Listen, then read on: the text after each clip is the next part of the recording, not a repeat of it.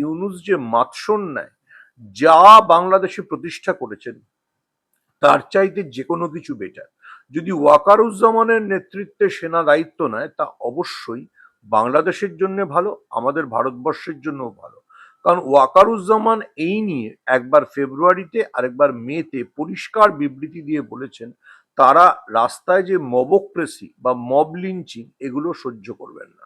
ফলে ওয়াকারুজ্জামানকে নিয়ে ইউনূসের চিন্তা আছে। আর ওয়াকারুজ্জামান যদি ক্ষমতা দখল করেন তাহলে বিএনপিও হয়তো খুশি হবে, কারণ ওয়াকারুজ্জামান দীর্ঘদিন ক্ষমতা ধরে রাখতে চান না। তিনি হয়তো তাড়াতাড়ি নির্বাচন করিয়ে ডিসেম্বরের মধ্যে বিএনপির হাতে ক্ষমতা অর্পণ করে দেবেন। আবারও বলছি, ইউনূসের চ্যালেঞ্জ ওয়াকারুজ্জামানের কাছ থেকে, ইউনূসের চ্যালেঞ্জ বিএনপির কাছ থেকে। এবার ওয়াকারুজ্জামান এবং বিএনপি যদি এক লাইনে চলে আসেন তাহলে ইউনূসের জন্য আরো চিন্তা।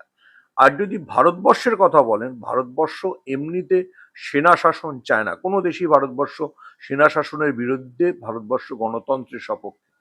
কিন্তু এখন ইউনূসের শাসনের নামে বাংলাদেশে যে মৌলবাদীদের শাসন বা জামাতদের যে শাসন চলছে সেটার থেকে যে কোনো কিছু হলে নয়াদিল্লি খুশি হবে। নয়াদিল্লির কাছে ইউনূস একটা মানে অস্বস্তির বিষয় হয়ে দাঁড়িয়েছে, যিনি প্রকাশ্যে জামাতের সমর্থন করছেন, চীনে গিয়ে ভারতবর্ষের সেভেন সিস্টার্সকে হুমকি দিচ্ছেন এবং ভারতবর্ষের সার্বভৌমত্বকে চ্যালেঞ্জের চেষ্টা করছেন। আমাদের মনে রাখতে হবে, আমরা ভাবছি নরেন্দ্র মোদী আলিপুরদুয়ার বা কোচবিহারে কেন আসছেন।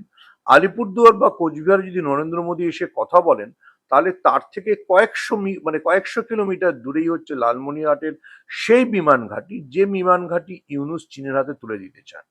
ফলে নরেন্দ্র মোদী যদি কোচবিহার বা আলিপুরদুয়ারে দাঁড়িয়ে অপারেশন সিন্দুরের সাফল্য বর্ণনা করেন তাহলে সেটা বাংলাদেশে ভারত বিদ্বেষীদের জন্য একটা বার্তা হবে, একই সঙ্গে বাংলাদেশের সংখ্যালঘুদের জন্য একটা বার্তা হবে।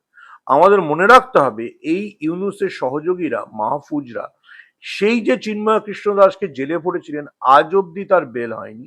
চট্টগ্রামের আদালত তার জামিন দিয়ে দিলেও তাকে বিভিন্ন কৌশলে আটকে রাখা হয়েছে। ফলে এই হচ্ছে ইউনূসের সংখ্যালঘু সম্পর্কিত ট্র্যাক রেকর্ড।